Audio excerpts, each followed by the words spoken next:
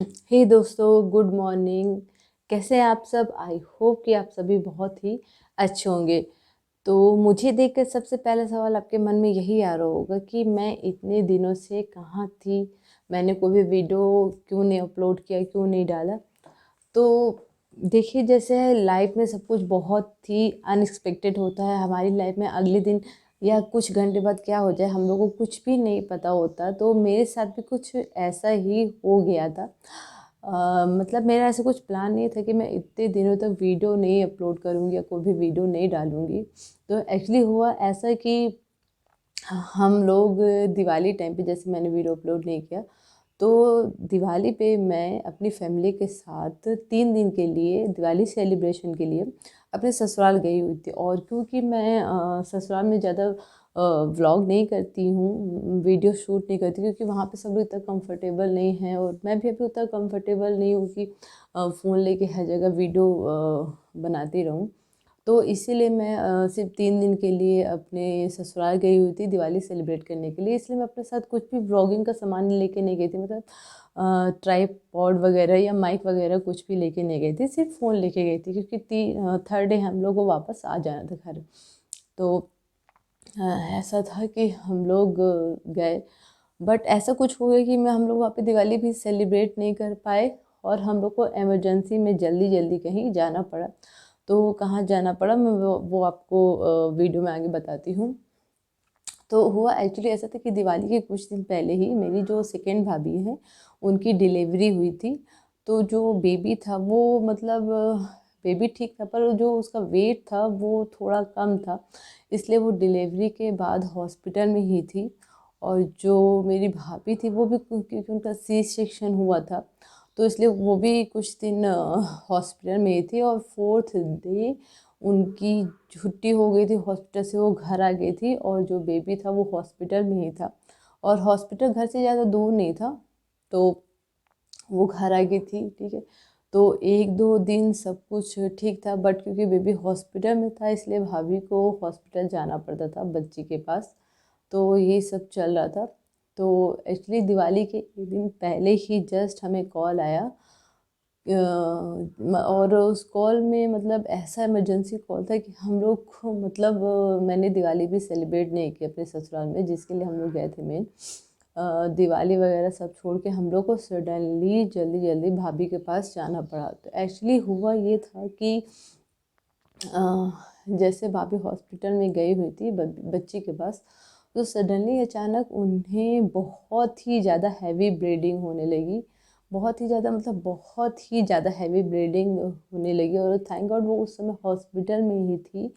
और जल्दी जल्दी क्या करना पड़ा कि उन्हें हॉस्पिटल में हमें एडमिट करना पड़ा। और ऐसा फ़ोन आया घर में कि ऐसा ऐसा हो गया है, इमरजेंसी है बहुत। और क्योंकि उस टाइम पे उनके पास कोई था नहीं, बस मेरी मम्मी थी।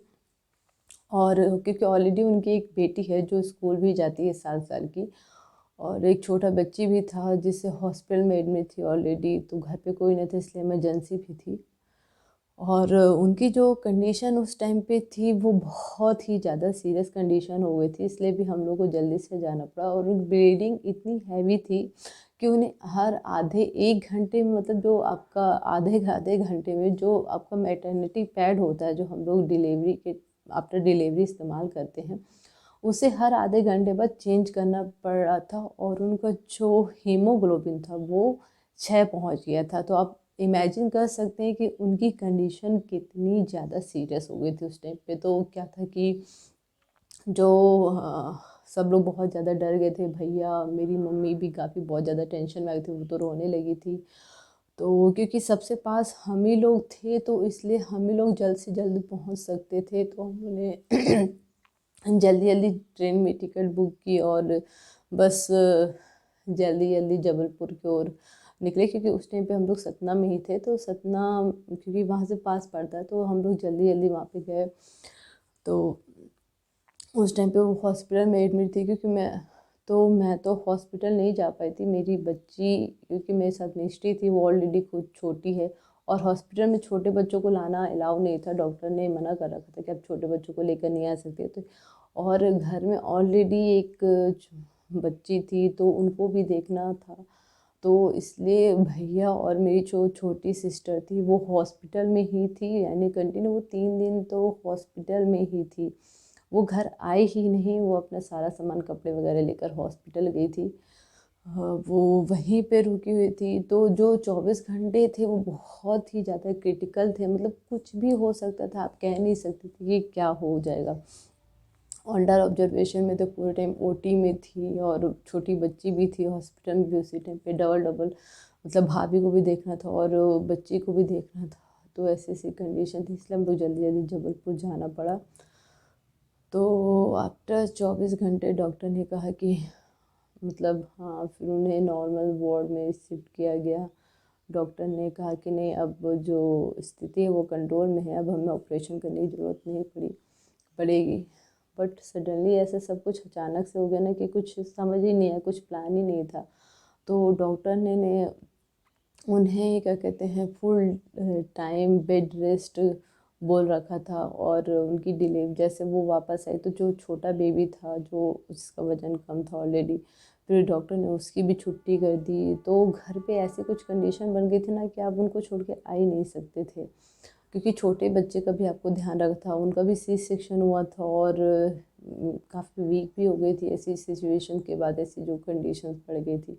तो डॉक्टर ने उन्हें फुल बेड रेस्ट बोल दिया था। तो एटलीस्ट अभी उन्हें 2 महीने तो बेड रेस्ट था पूरा, उन्हें कुछ काम नहीं करता, हैवी वेट, मतलब ऐसा कोई भी चीज़ नहीं जिससे उनके पेट पे किसी भी तरह का कोई भी प्रेशर पड़े, हल्का से या बहुत ज़्यादा, बेड रेस्ट था। तो इस वजह से मुझे क्या हुआ, वहाँ पे रुकना पड़ा।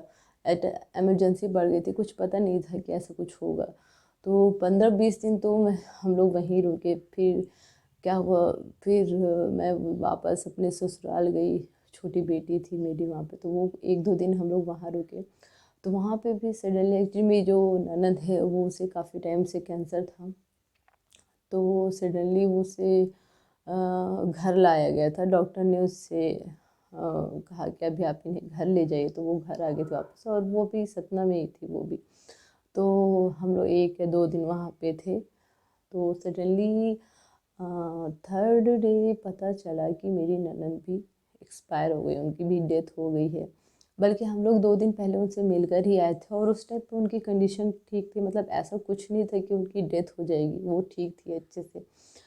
मतलब अब कैंसर था तब उन्होंने ये नहीं कह सकती बहुत ठीक थी, बट हाँ, मतलब उनकी ऐसी कंडीशन नहीं थी कि उनकी डेथ हो जाएगी। हम लोग मिल के आए, तो हम लोग तीसरे दिन जब पता चले कि उनकी डेथ हो गई है, तो हम लोग काफ़ी शॉक में थे कि ऐसा कैसे हो गया। अभी तो 2 दिन पहले ही तो हम लोग मिल के आए हैं, अचानक से कैसे ये सब हो गया। तो इस वजह से भी कुछ दिन हम लोग का और वहाँ पे रुकना हो गया। मतलब मैं कोई ब्लॉग नहीं कर पाई, कोई शूट नहीं कर पाई, कोई वीडियो नहीं बना पाई। तो वही है कि लाइफ जो है बहुत ही अनएक्सपेक्टेड है, कब किस समय क्या हो जाए। इसलिए लाइफ में टेंशन मत लीजिए, अपने आज को एंजॉय करिए, जितना जी सकते हैं आप उतना उसे खुलकर जिए। कल का कोई भरोसा नहीं है। तो ये सारी चीज़ें अचानक से ऐसी इमरजेंसी पड़ गई, जिसकी वजह से मैं कोई भी ब्लॉग नहीं कर पाई, वीडियो नहीं बना पाई, और इस वजह से मैंने कोई भी वीडियो अपलोड नहीं किया। तो आई होप कि आप सब मेरी प्रॉब्लम्स को समझेंगे। तो फिर मिलते हैं अगले ब्लॉग में। और आप लोग सोच रहे हैं कि मेरे बाल सडनली इतने छोटे कैसे हो गए, तो एक्चुअली क्या है, जैसे आप सबको पता है कि मेरी छोटी बेटी है। तो क्योंकि अब मैं मतलब अकेले ही रहती हूँ अपने हस्बैंड के साथ। तो अब क्या होता है कि बच्ची को ध्यान देने के चक्कर में और घर को संभालने के चक्कर में मैं अपने ऊपर उतना ध्यान नहीं दे पा रही थी, अपनी केयर नहीं कर पा रही थी, खासकर बालों का तो बिल्कुल भी ध्यान नहीं रख पा रही थी। और जिसकी वजह से मेरे बाल काफ़ी हेयर फॉल हो रहा है, काफ़ी बाल झड़ भी रहे थे। इसलिए मैंने डिसाइड किया कि मैं अपने बालों को कट करा लूँगी, तो ताकि मैं थोड़ा शायद उनका अच्छे से ध्यान रख पाऊँ। और क्योंकि मेरी बेटी बहुत शैतान है, पूरे घर में सामान फैला के रखती है, तो मेरा पूरा टाइम ऐसे ही निकल जाता है। तो फिर आई होप कि आपको आज का व्लॉग अच्छा लगा होगा, और आप मेरी प्रॉब्लम समझेंगे कि क्यों मैंने कोई वीडियो अपलोड नहीं किया। तो फिर मिलते हैं आपसे अगले व्लॉग में, तब तक अपना ध्यान रखिए, खुश रहिए, बाय बाय, टेक केयर।